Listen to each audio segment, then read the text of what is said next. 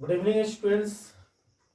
तो आज हम लोग प्रोनाउन के नेक्स्ट जो काइंड्स है that is the distributive pronoun, तो उसके बारे में आज हम लोग जानेंगे, सीखेंगे। तो first of all we define the distributive pronoun, a pronoun which denotes the sense of separation. A pronoun which denotes the sense of separation is called distributive pronoun.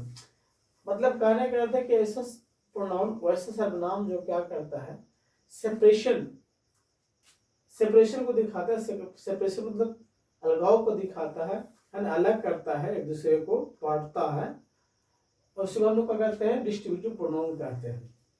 जैसे each of the boys has cleaned the room, तो इससे पता each of the boys, each जो है प्रत्येक लड़कों के बारे में कर रहा है। किसके बारे में कर रहा है? प्रत्येक लड़कों के बारे में बोला जा रहा है। यहाँ पे each of the boys has cleaned the room, लड़कों में है कि लड़कों में से प्रत्येक ने कमरा साफ किया। तो इस इट मीन्स क्या, प्रत्येक अलग अलग लोग हैं जो काम किया, तो ईच हो गया। तो each that is the distributive pronoun. Both of us, both ये भी डिस्ट्रीब्यूट कर रहा है ना, तो इसका ये सब डिस्ट्रीब्यूटिव प्रोनाउन है। तो हम लोग समझेंगे डिस्ट्रीब्यूटिव प्रोनाउन है कौन कौन। तो जैसे ईच हो गया, इसमें प्रत्येक होता है। ईदर हो गया, दो में से कोई एक होता है। या तो भी होता है, इधर मतलब या तो, दो में से एक या तो भी होता है ना। बोथ मतलब दोनों होता है। नन मतलब कोई नहीं होता है। तो these are all distributive pronoun. और जब कोई पूछे डिस्ट्रीब्यूटिव प्रोनाउन का एग्जांपल्स, तो आपको ईच, ईदर, नीदर, नोर, ये सब जितने भी है, बोथ, तो ये सब क्या है आपके डिस्ट्रीब्यूटिव प्रोनाउन है।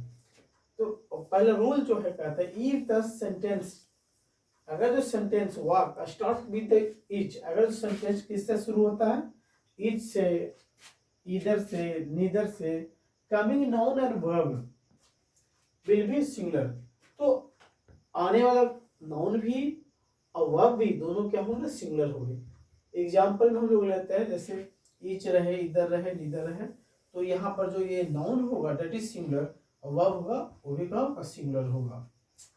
एग्जाम्पल, ईच बॉय, यहाँ पर क्या है, each, each that is the distributive pronoun. ये boy what is, it is a noun, इसका मतलब क्या, वर्ब है, तो वर्ब भी है। यहाँ पे ईच है, तो बॉय क्या हो गया आपका, सिंगुलर हो गया, और हैज जो है आपका वर्ब हो गया, वो भी क्या होगा आपका, सिंगुलर हो गया। तो each boy has respected him, लड़कों प्रत्येक क्या करते हैं, उन्हें रेस्पेक्ट करते हैं, है ना, किए हैं। तो ये आपका क्या हो गया, सेंटेंस हो गया। तो हम लोग ये समझ सकते हैं कि ईच के साथ ईच, इधर, नीदर जब भी आएगा तो सिंगुलर नाउन ही आएगा।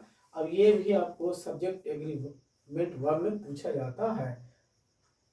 तो इस तरीके से हम लोग समझेंगे।